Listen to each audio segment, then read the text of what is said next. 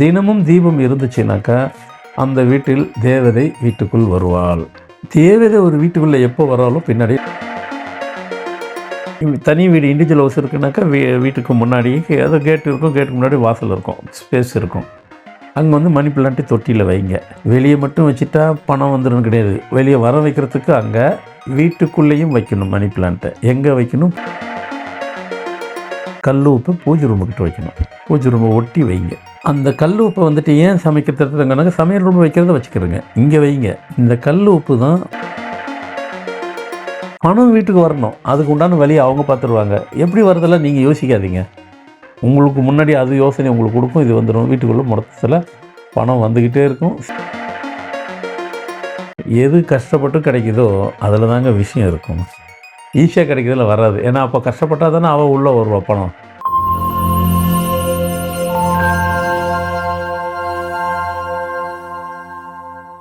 Cosmo view நேயர்கள் அனைவருக்கும் வணக்கம். இன்னைக்கு நம்ம கூட ஃபார்மட் நியூமராலஜிஸ்ட் மகா தன்சேகர் ராஜா அவர்கள் இணைந்திருக்காங்க.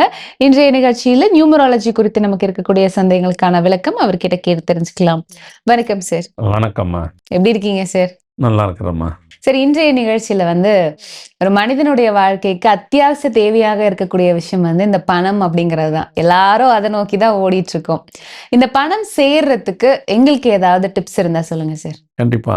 நம்ம ஓடி ஓடி உழைக்கிறோம், உள்ளூர்லேயும் ஓடி உழைக்கிறோம், வெளிநாட்டுக்கும் போகிறதும் பணத்தை சம்பாதிக்கிறதுக்கு தான். ஆனால் சப்ஜெக்ட் என்னென்னா, நம்ம சம்பாதிக்கிற பணம் எல்லாத்துக்கும் கையில் நிற்கிதா, தங்குதா அப்படின்னு பார்த்தீங்கன்னாக்கா, முக்கால்வாசி பேர் சொல்கிறதெல்லாம் சம்பாதிக்கிறவங்க கையில் காசு நிற்கிறது இல்லை. எப்படி செலவாகுதுன்னே தெரியல. சில பேருக்கு பணமே வரவே மாட்டேங்குதுங்கள. நான் கைக்கு வந்த மாதிரி தான் இருக்கு, எங்கே போச்சுன்னே தெரியலைங்க, பணமே சேரலைங்க.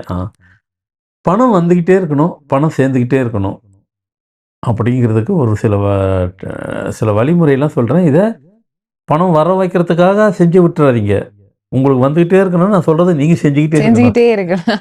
அப்போ தான் வரும். சரி, நீங்கள் ஃபர்ஸ்ட்லேருந்து நான் பாருங்கள் கொடுக்குறேன். இது அப்படியே ஆர்டர் பிரகாரம் எல்லாம் செய்யுங்க, அது வரும். உங்கள் வீட்டுக்கு பூஜை ரூம்பு, உங்கள் வீட்டு வாசல், அது நீங்கள் கிரவுண்ட் ஃப்ளோரில் இருக்கிறீங்களோ ஃபர்ஸ்ட் ஃப்ளோரில் இருக்கீங்களோ எந்த ஃப்ளோரோ அது இங்கே அவங்கவுங்களுக்கு.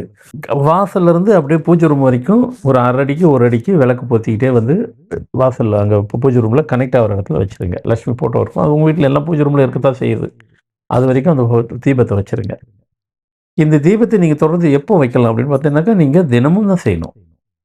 என்றைக்கும் ஒரு நாள் சந்தர்ப்பத்தில் வைக்க முடியல, பெண்களுக்கு சில நேரத்தில் வைக்க முடியாத சூழ்நிலை இருந்தால் விடுங்க. இல்லை அந்த நேரத்தில் எங்கள் வீட்டில் எங்கள் ஹஸ்பண்டு கூட வச்சுருவாங்க, மாமியார் வச்சுருவாங்க, தங்கச்சி யாருன்னா ஒருத்தர் முடிஞ்ச வரைக்கும் அவாய்ட் பண்ண பார்க்காதீங்க.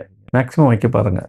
ரெகுலராக தீபம். இந்த தீபம் வைக்கிறதுனுடைய நோக்கம் என்ன அப்படின்னாக்கா, தினமும் தீபம் இருந்துச்சுனாக்கா அந்த வீட்டில் தேவதை வீட்டுக்குள் வருவாள். தேவதை ஒரு வீட்டுக்குள்ளே எப்போ வராலும் பின்னாடி லக்ஷ்மி உள்ளே வந்துடும். லக்ஷ்மினா பணம். இவங்க 2 பேரும் உள்ளே வந்துடுவாங்க. இவங்க வருவதற்கு நீங்கள் இன்றைக்கி வச்சுட்டு மறுநாள் எதிர்பார்க்காதீங்க. தொடர்ந்து இருந்தால் தான் வருவாங்க அவங்க. நீங்கள் தினமும் செய்யுங்க. வரத்துக்கு உண்டான வழிமுறையை செஞ்சு கொடுத்தாச்சு. இது ஒரு பார்ட்டு. அடுத்து மணி பிளான்ட்டு. ஏன்னா எல்லாமே இயற்கைக்கு சூழ்ந்ததாக மட்டுமே நீங்கள் செய்யுங்க. அப்போ உங்களுக்கு அது கனெக்டிவிட்டி கிடச்சிரும். மணி பிளான்ட்டு உங்கள் வீடு இருக்குனாக்கா, தனி வீடு இண்டிவிஜுவல் ஹவுஸ் இருக்குனாக்கா வீட்டுக்கு முன்னாடி ஏதோ கேட் இருக்கும், கேட்டுக்கு முன்னாடி வாசல் இருக்கும், ஸ்பேஸ் இருக்கும். அங்கே மணி பிளான்ட்டு தொட்டியில் வைங்க. வெளியே மட்டும் வச்சுட்டா பணம் வந்துடும் கிடையாது. வெளியே வர வைக்கிறதுக்கு அங்கே வீட்டுக்குள்ளேயும் வைக்கணும். மணி பிளான்ட்டை எங்கே வைக்கணும்? பூஜை ரூமில் ஒன்று வைக்கணும், ஹாலில் ஒன்று வைக்கணும். உங்கள் வீட்டில் சவுத் வெஸ்ட்டு தென்மேற்கு பகுதி அந்த இடத்துலையும் 1, 2, 3 இடத்துல நீங்கள் மணி பிளான்ட்டை ஒரு சின்ன ஸ்பாட் மாதிரி ஒரு தொட்டி மாதிரி அங்கே வச்சுருங்க. இல்லைன்னா பாட்டிலில் இருந்தாலும் வச்சிடலாம், வரும் அது. மணி பிளான்ட்டை வைங்க. சரி, இதை வச்சுட்டோங்க. அடுத்து வேறு என்ன செய்யணும் அப்படின்னு பார்த்தீங்கன்னாக்கா, கல் உப்பு. நம்ம உப்புன்னா வெறும் உப்புன்னு நினச்சிக்கிட்டு இருக்கோம். உப்புன்றது பணம்னு அர்த்தம். அந்த காலத்துலலாம் பார்த்தீங்கன்னாக்கா ப்ரொவிஷன் ஸ்டோர் இருக்கும். அந்த மளிகை கடம்பாங்க. மளிகை கடை தான் சின்னதாக இருந்து பெருசானதான் டிபார்ட்மெண்ட் ஸ்டோர் ஆயிடுச்சு. இந்த மளிகை கடையிலாம் இப்போ கிடையாது, அப்போ இருந்துச்சு. கடைக்கு முன்னாடி மட்டும் உப்பு மூட்டை எப்பவுமே முன்னாடி முதல்ல அதுதான் இருக்கும். உப்பு அளக்கக்கூடாதுன்னு சொல்லுவாங்க.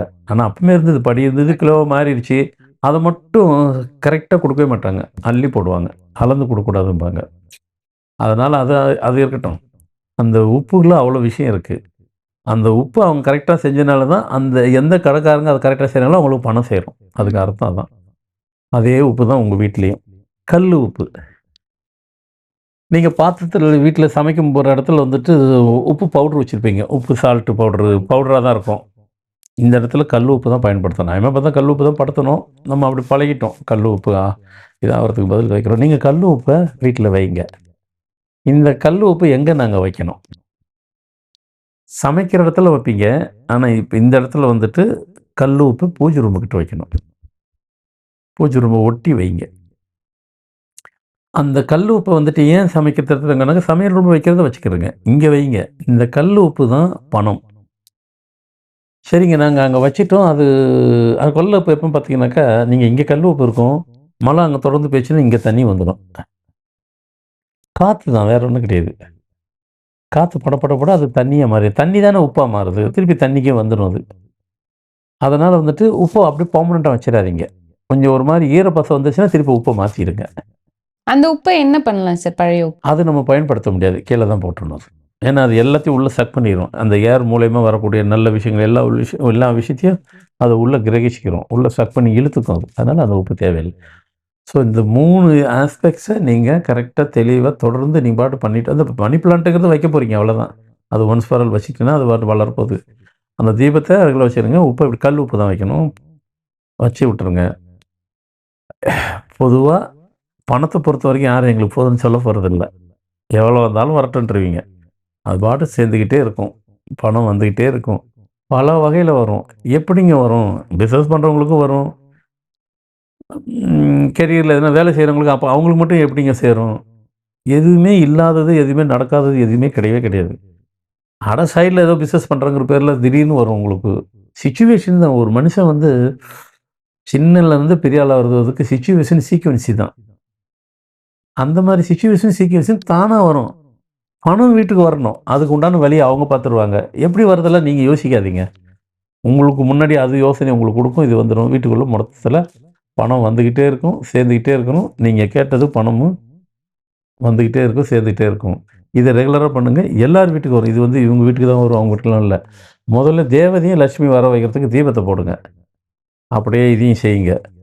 ரெகுலராக வந்துக்கிட்டே இருக்கும், நடந்துக்கிட்டே இருக்கும். சார், இப்போ பண வரவை கொடுக்கக்கூடிய எண்கள் ஏதாவது இருக்கா சார்? அந்த மாதிரியான விஷயங்கள் ஏதாவது கண்டிப்பாக பயன்படுத்தலாம்? செய்யலாம். நம்பர் 49, நம்பர் 49 அப்படிங்கிறது செஞ்சு வீட்டில் ஹாலில் வச்சு விட்டுருங்க. இந்த 4 மேட்டரை செஞ்சுருங்க. நீங்கள் கண்டிப்பாக போதும்னு சொல்ல போகிறதில்ல. போதும்னு சொல்கிற அளவுக்கு வரும். ஆனால் நானும் அதை சொல்ல போகிறதில்ல, நீங்களும் சொல்ல போகிறதில்ல. போதும் பணம் அப்படிலாம் சொல்ல மாட்டீங்க. யாருமே சொல்ல போகிறதில்ல. வந்துக்கிட்டே இருக்கும். பணம் வரவை பற்றி கவலையே படாதீங்க. இதை மட்டும் ரெகுலராக பண்ணி விட்டுருங்க. நம்ம நம்பர் 49. ஓகே. இதை வைக்க வேண்டிய திசை ஏதாவது இருக்கா சார்? இல்லை, அது ஓப்பனாக இருக்கட்டும். நம்ம ஒரு வீடு கிழக்கு திசை நோக்கி இருக்குதுன்னா கிழக்கு தான் வைக்க போகிறாங்க. உங்கள் வீட்டு ஹாலில் வைங்க. ஏன்னா எல்லாமே ஹேர் தானே, காற்று தானே. அதனால் அது கணக்கு இல்லாத எங்கே வச்சாலும் சரி ஹாலில் வச்சு விட்ருங்க. 49 டோர் மேலே வீட்டுக்கு வெளியே வைக்காதீங்க. ஹாலுக்குள்ளே தான், வீட்டுக்குள்ளே தான் வைக்கணும். ஏன்னா பணம் வீட்டுக்குள்ளே தானே வரணும். அதனால் வீட்டுக்குள்ளே இன்னரில் வைக்கிறதுக்கு உண்டான வழிமுறையெல்லாம் சொல்லியாச்சு. பயப்படவே வேண்டாம். பணம் எப்படி வருதெல்லாம் யோசிக்காதீங்க.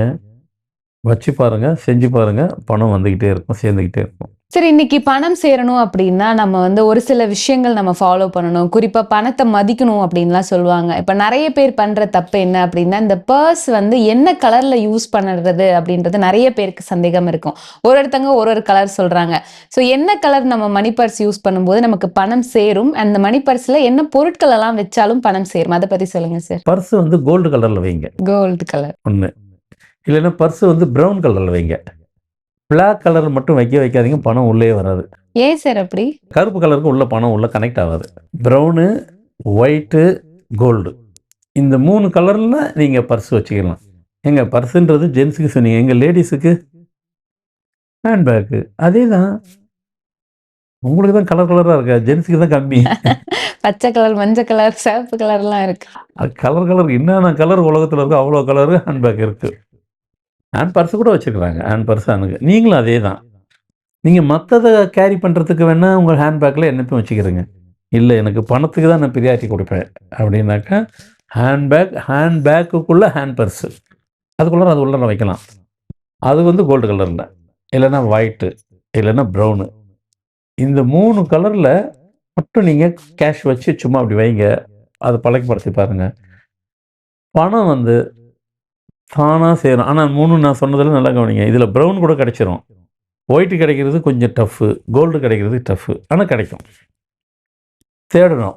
ஒரு இடத்துக்கு 4 இடத்த தேடணும். தேடினா தான் கிடைக்கும். அவ்வளோ சீக்கிரம் அதுக்கு அந்த கலர் கிடைக்காது. லேடீஸு கூட ஒரு கால் கிடைக்கிறதுக்கு வாய்ப்பு இருக்கு. ஜென்ஸுக்கு பர்ஸில் அந்த கலரில் கிடைக்கிறதுக்கு கஷ்டம். எது கஷ்டப்பட்டு கிடைக்குதோ அதில் தாங்க விஷயம் இருக்கும். ஈஸியாக கிடைக்கிறதுல வராது. ஏன்னா அப்போ கஷ்டப்பட்டா தானே அவள் உள்ளே வருவா பணம். பணம் உள்ளே வரதுக்கு எப்படி வர முடியும்? அதுக்கு நம்ம மெனக்கெடணும். ஈஸியாக எதுவுமே நடக்காதுங்கிற மாதிரி நீங்கள் மெனக்கெடுங்க. கண்டிப்பாக பர்ஸ் இந்த மாதிரி கலரில் வைங்க. அது ஜென்ஸ் இருந்தால் அப்படியே லேடிஸ் இருந்ததுன்னாக்கா ஹேண்ட் பர்ஸு ஹேண்ட் பேக்கில் வைங்க.